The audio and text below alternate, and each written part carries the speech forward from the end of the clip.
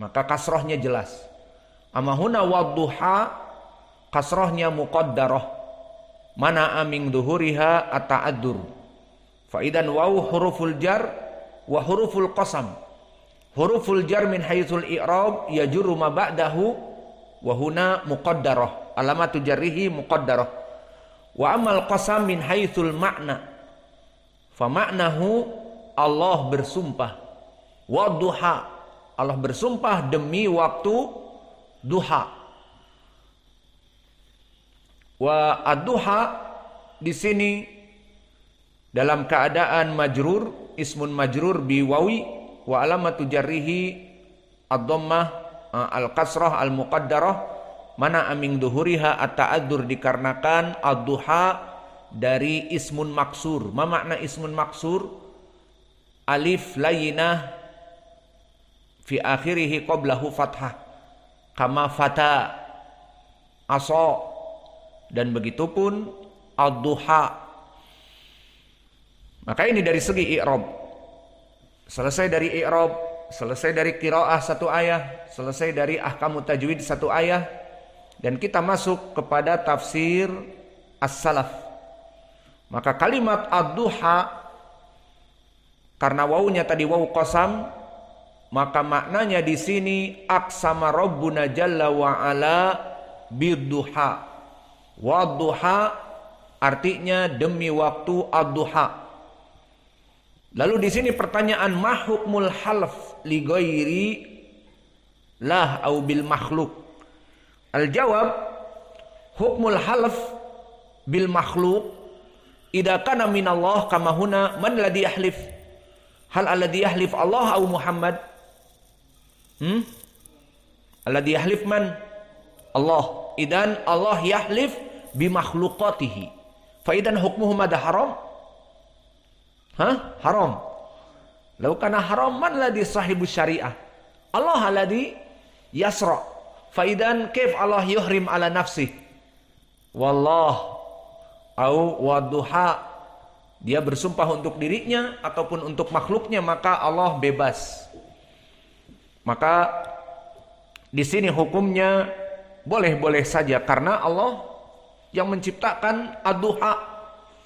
Maka oleh sebab itu qala Syekhul Islam Ibnu Taimiyah di dalam Majmu' Al-Fatawa di mujallad yang pertama halaman 290, innallaha yuqsimu bima yuqsimu bihi min makhluqatih li'annaha ayatuhu wa makhluqatuhu fahiya dalilun ala rububiyatih wal uluhiyatih wa uluhiyati wa wahdaniyatih wa ilmihi wa qudratihi wa masyiatihi wa rahmatihi wa hikmatihi wa adamatihi wa izzatihi fahuwa subhanahu yuqsimu biha li'anna iksamahu biha ta'dimun lahu subhanahu wa nahnul makhluqun laisa lana an aqsama biha bin nas wal ijma'.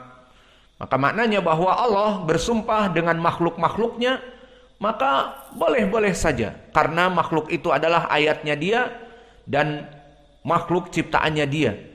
Bahkan di saat Allah bersumpah dengan makhluk yang dia ciptakan, menjadi pendalilan atas rububiyah Allah dan uluhiyah Allah dan wahdaniyah Allah dan ilmu Allah dan kudrah Allah dan rahmat Allah dan hikmah dari Allah dan seterusnya.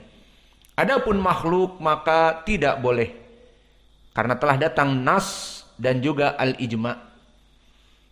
Adapun makhluk jika bersumpah lalu bagaimana? Harus bersumpah dengan nama Allah ataupun sifat Allah. Tidak boleh dengan makhluk. Seperti seseorang bersumpah seperti di sini, wadduha, demi waktu duha, walaili, demi waktu malam.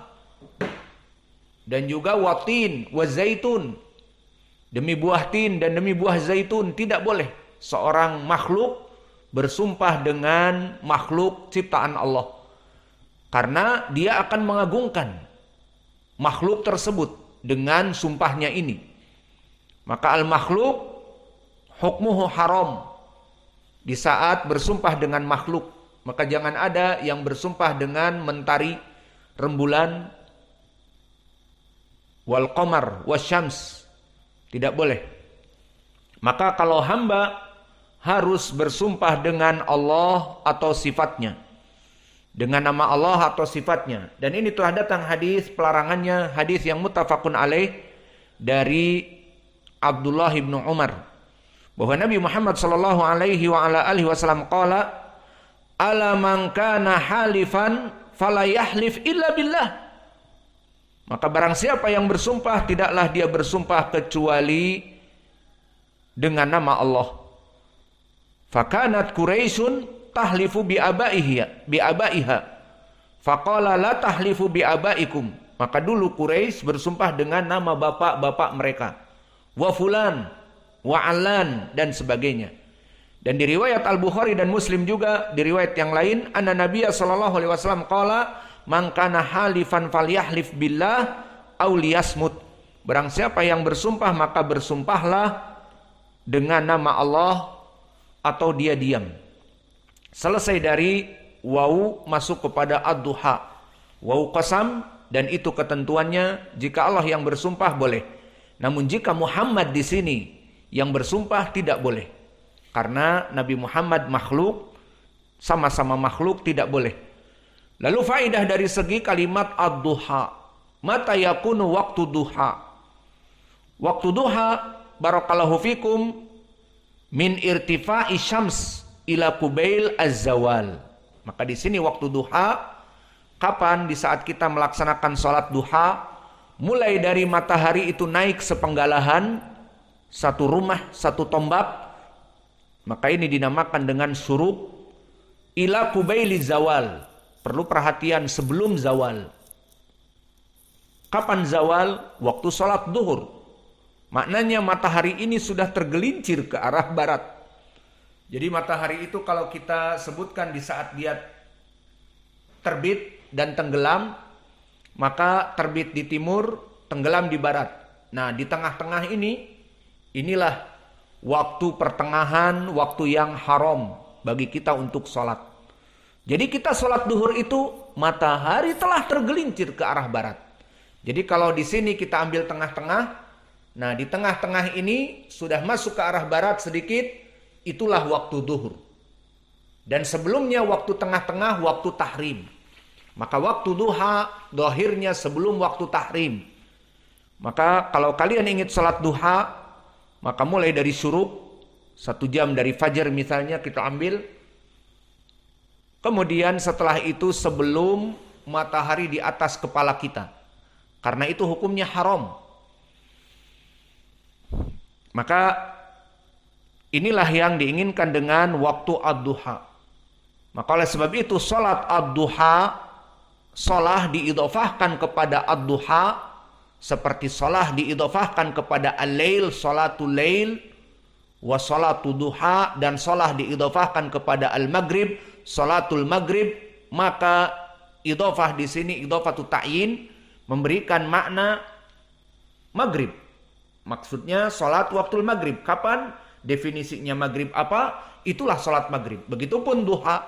Sholat duha, sholat diidofahkan kepada ad-duha, maknanya adalah sholat di waktu setelah waktu syuruk, sampai dia itu kepada sebelum di atas kepala kita mentari. Sebelum di pertengahan di atas kita mentari. Maka ini waktu duha. Sehingga dari jam berapa? Misalnya jam 7 sampai kepada jam 11.30. Mungkin masih bisa lebih, tapi lebih baik 11.30. Karena ditakutkan 11.30 atau jam 12, justru itu pas matahari di atas kepala kita waktu tahrim. Adapun jam 12.20, seperti sekarang waktu di Sumatera 12.20, sudah masuk zawal. Maka sebelum itu sekitar setengah jam ataupun seperempat jam dijauhi agar tidak masuk kepada waktu tahrim. Maka waktu duha misalnya dari jam 7 sampai jam 11.30, itulah waktu duha. Namun dari waktu duha yang panjang ini, jika kita ingin mempraktekkan salat duha, maka yang lebih baik kapan? Di saat mendekati kepada waktu habisnya duha. karena pada saat itu mentari sangat panas. Dan ini seperti diriwayatkan oleh Imam Muslim dari sahabat Zaid ibnu Arqam, di mana Zaid ibnu Arqam ra'a qauman yusalluna minad duha. Zaid ibnu Arqam melihat kaum muslimin, yakni mereka melaksanakan sholat duha yang dia lihat di awal waktu. Faqala amala qad alimu anna sholata fi ghairi hadhihi sa'ah afdal. Maka di saat dohirnya Zaid ibnu Arqam melihat para sahabat sholat misalnya jam 8 atau 8.30 misalnya, maka dikatakan tidaklah kalian mengetahui bahwa sholat duha itu lebih baik bukan jam segini. Ada yang lebih baik dari itu. Kemudian dia meriwayatkan dari Nabi, inna Nabiya sallallahu alaihi wasallam qad qala salatul awabin hina tarmudul fisal. Salat orang-orang yang tawabin, orang-orang yang awabin, yang kembali kepada Allah, innahu awab, hina tarmadul fisal, di saat tarmadul fisal. Al-fisal adalah unta-unta kecil, tarmadu mereka merasa kepanasan. Maka unta-unta kecil, Muhammad, maka unta-unta kecil itu dia merasa kepanasan dari tempat duduknya. Kapan itu? Ya jam 11, jam 10, apalagi di cuaca padang pasir di Arab yang tandus, maka sangat panas jika berada di luar. Maka waktunya sholat duha itu hina tarmadul fisal, di saat matahari itu sangat menyengat. Berarti kalau kita ingin sholat duha yang lebih baik, paling baik jam 11, jam 11 lebih 5, mungkin jangan sampai 11.30 lah, untuk menjaga tidak menjadi waktu mentari di atas kepala kita. Maka ditafsirkan oleh Imam An-Nawawi, makna tarmudu ar-ramda ay alladhi istaddat hararatuha minasyams, tanah ataupun batu yang panas dikarenakan panasnya mentari yang menyengatnya. Dan makna al-fisal adalah unta-unta yang kecil. Maka maknanya sebaik-baiknya salat duha di saat unta-unta kecil itu berpindah dari tempat duduknya menjadi bernaung di bawah pohon karena saking panasnya. Maka telah datang tafsir dari Qatadah, wadduha qala Qatadah sa'atun min sa'atin nahar. Maka ad-duha adalah waktu dari nahar, dari siang hari, di awal siang. Dan ini tafsir ini sahih dari riwayat Bishr an Yazid an Sa'id an Qatadah. Maka Bishr ibnu Mu'ad thiqah an Yazid wa huwa ibnu Zurai imam an Sa'id wa huwa ibnu Abi Arubah min atbatinas dari Qatadah an Qatadah ibnu Di'amah pentafsir di sini. Maka kita cukupkan tafsir surat Ad-Duha dari surat yang pertama. Dan kita telah mengambil fawaid-fawaid di antaranya asbabun nuzul, dan juga dari usul tafsir asbabun nuzul, dan ahkamut tajwid, dan sifatul huruf, dan begitu pun dari qiraah, dan juga i'rabnya, dan telah kita masuki juga dari tafsir ma'ani minas salaf, tentang makna waw qasam dan hukumnya, dan tentang makna ad-duha dan pencontohan kepada salat ad-duha. Maka naktafi ila huna wa jazakumullahu khaira wa barakallahu fi ilmikum. Subhanakallahumma bihamdika asyhadu an la ilaha illa anta astaghfiruka wa atubu ilaik.